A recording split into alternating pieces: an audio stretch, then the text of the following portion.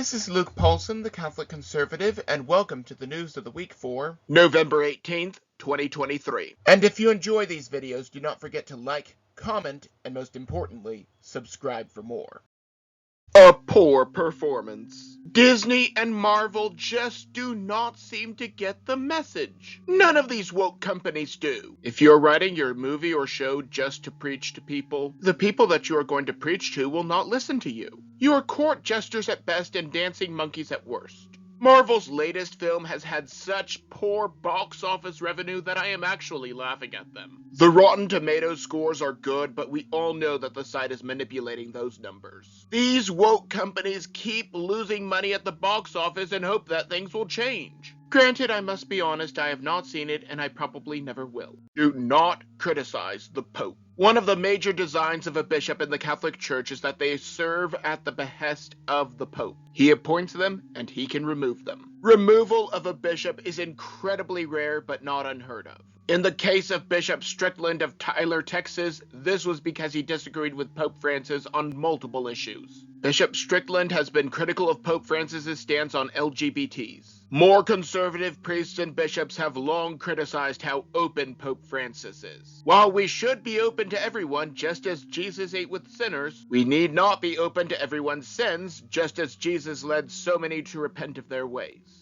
Take homosexuality, for example. It is an abominable sin, and that is not up for debate. Like any sin, it needs to be purged from our lives and never justified. Subpoenas for Biden. Hunter Biden wants Trump investigated for allegedly doing the very thing that his father did. After the New York Times successfully repressed the laptop in time for the 2020 election, his father officially won the presidency. Now House Republicans have issued subpoenas for both him and his brother. Martin Luther King Jr. once said that the arc of the moral universe is long, but it bends toward justice. While it is certainly time, we are not out of the woods quite yet. Brandon meets Xi. It is no secret that China controls Hollywood and television. It is no secret that this gives them control of our culture. Their control over our government is even scarier. Brandon, also known as Beijing Biden, met with President Xi in California. Officially, they are working out a myriad of international deals. But this comes right on the heels of Newsom visiting China and meeting with Xi. Brandon pressed China to try and cool international tensions despite them being ready to invade Taiwan at a moment's notice. From what I can tell, he did not bother to address that China is the biggest producer of greenhouse gases and smog in the world. After all, you do not criticize your employer. President Trump got us out of the Paris Climate Accord specifically because it hindered us when nations like China would surpass us. However, Democrats have no qualms about crippling the United States economy over imaginary global warming. Global warming, something that will kill us all, even if the models never come to fruition. Newsom cleans his own mess. While the meeting accomplished nothing that favored America, it had to look very pristine for the visit. After all, there would be a lot of cameras there, with Newsom being an unofficial presidential candidate, and having gone to China, a task typically reserved for state officials. If this major meeting occurred in his deplorably kept jurisdiction, he would become a laughingstock. Granted, he already is, but that is not the point. However, he did clean up San Francisco of the needles and human feces left by the homeless crisis that he has yet to deal with. It is all about maintaining the narrative that Democrats have things under control. Deisel Snowplows. Electric vehicles are very unreliable and could get stuck in the middle of nowhere at a moment's notice. Their range also depends largely on the weather, making them even less trustworthy. As winter approaches, the snowplows that are needed to keep the streets of New York safe need to be reliable. As such, New York is abandoning electric snowplows and returning to diesel power. As we Texans learned, relying on unreliable green energy during the winter is a fool's errand. And even the commies in New York are learning that.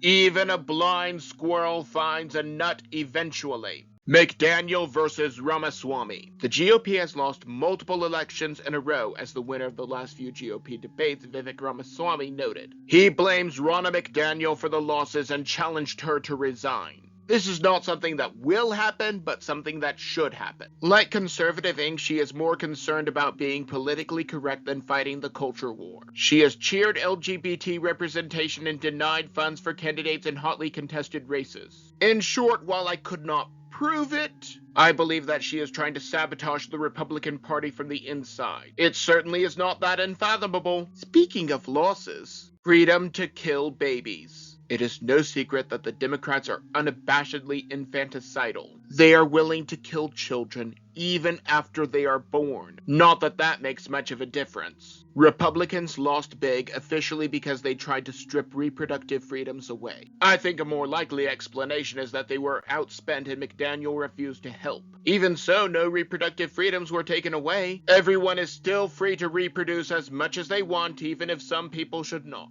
Republicans merely tried to protect the children from being killed. A tale of two protests. As a result of the genocide on October 7th, protests have formed on both sides. While Jewish protesters have been peaceful, the same cannot be said for the Palestinian protesters. One of them hit a Jewish man over the head with a megaphone, killing him. When reporting on this, the fake news just said that he died during a protest. Let's be honest, if he had been Muslim and attacked by a Jew, it would have been front page news. In truth, one group is vilified and the other ignored. Not that we should be surprised. Maybe I'm just blowing smoke. Maybe I'm completely off my rocker, but that is just my opinion. Now don't forget to like, comment, and most importantly, subscribe for more. But before you go, on the left I have last week's video, but you may also enjoy the video on the right.